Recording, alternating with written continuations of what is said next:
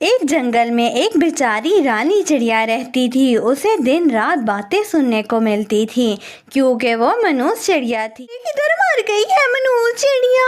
कब से तुझे खाना बनाने के लिए भेजा हुआ है और अभी तक तुझसे खाना ही नहीं बना।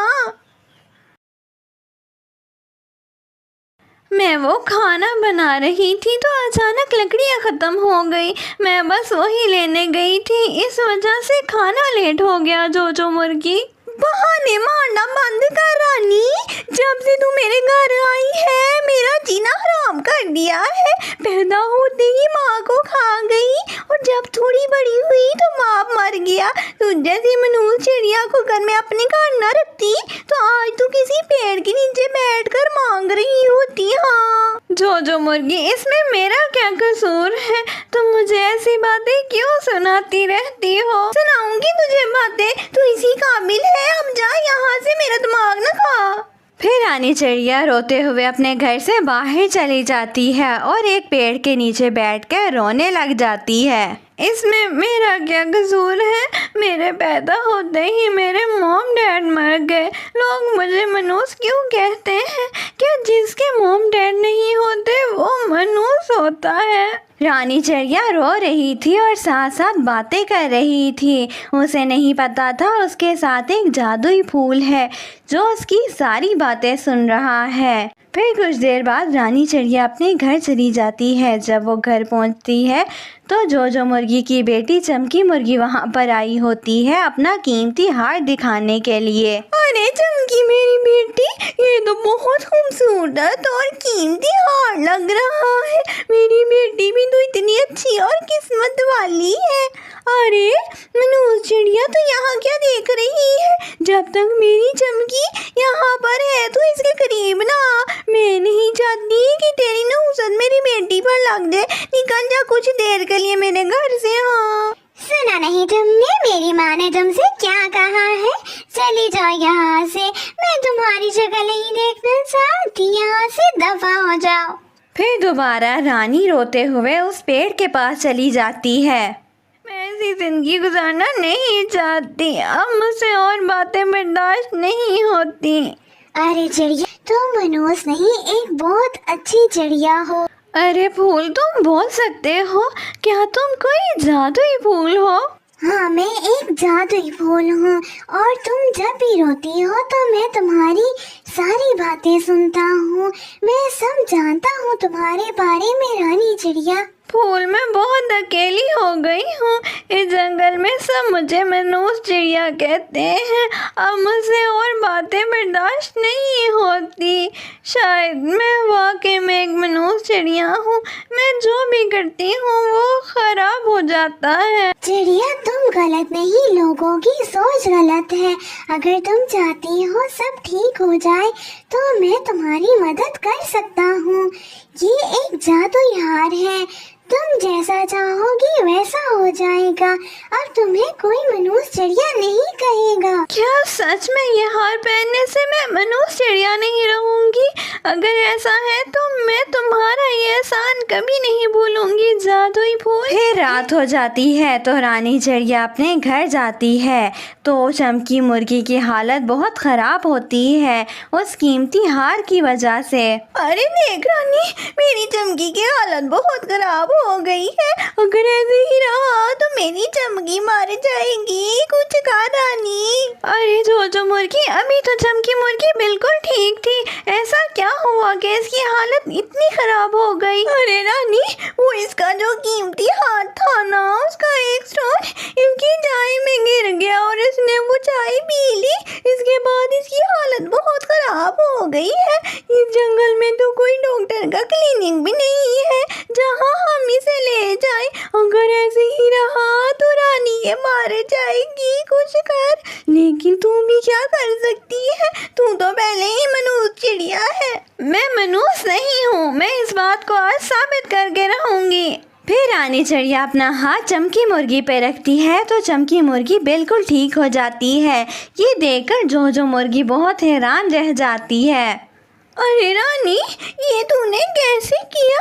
तेरी वजह से तो परिंदों की जानें चली जाती हैं और तूने इसकी जान कैसे बचाई? हाँ, क्योंकि मैं मनूस जोजो मुर्गी, आपकी सोच गलत है, मैं नहीं। आप आइंदा के बाद मुझे कभी मनहूस चिड़िया नहीं कहेंगी। रानी मुझे माफ़ कर दे, मैं तुझे किस तरह बातें सुनाती हूँ और तूने मेरी बेटी की जान बचाई। मैं आइंदा तुझे कभी गलत बातें नहीं कहूँगी। अब से तू मेरी बहुत अच्छी बेटी है रानी। फिर जोजो मुर्गी को अपनी गलती का एहसास हो जाता है। फिर वो कभी रानी को मनहूस चिड़िया नहीं कहती। फिर रानी चिड़िया अपनी ज़िंदगी सुकून से गुजार। एक जंगल में मीनू मुर्गी और कुकू मुर्गा रहते थे। उनके पास ना खाने को खाना था। कुकू जी, मेरी तो भूख से जान निकली जा रही है। कुछ देर अगर मैं और भूखी रही तो मैं तो मर ही जाऊंगी। हमें जल्द से जल्द कुछ सोचना होगा। आधा मेरा दिमाग तो तुम खा चुकी हो, बाकी बचा आधा उसको सोचने में लगा रही हो। मैं क्या करूं, मुझे कुछ समझ में नहीं आ रहा।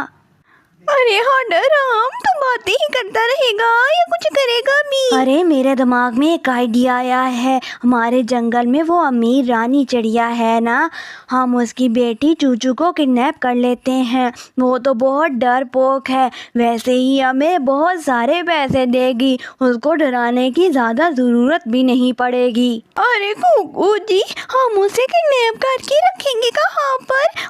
अरे मीनू, तुम्हें पता है कुछ अर्सा पहले झील की गार खाली हो गई थी। हम उसे अगवा करके वहाँ पर रख देंगे। अरे कुकू, फिर देर किस बात की है? चलो हम जाकर उसे किडनैप कर लेते हैं। अरे बेवकूफ़, जल्दी किस बात की है? अगर हम अभी गए तो पकड़े जाएंगे। हमें रात होने का इंतज़ार करना होगा। फिर वो दोनों रात होने का इंतज़ार करते हैं और फिर रात हो जाती है तो वो दोनों फट से रानी चिड़िया के घर जाते हैं, रानी चिड़िया के बच्चे को किडनैप करने के लिए।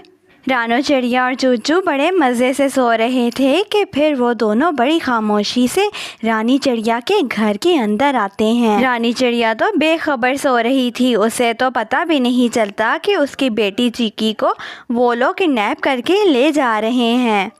हो जाती है जब रानी चिड़िया उठती है, देखती है चूचू वहाँ पर नहीं है तो वो बहुत डर जाती है और चूचू को आवाज़ें देना शुरू हो जाती है। चूचू, चूचू मेरी बेटी, तुम कहाँ पर हो? रात को तो यहीं पर सोई हुई थी, अचानक कहाँ पर चली गई हो?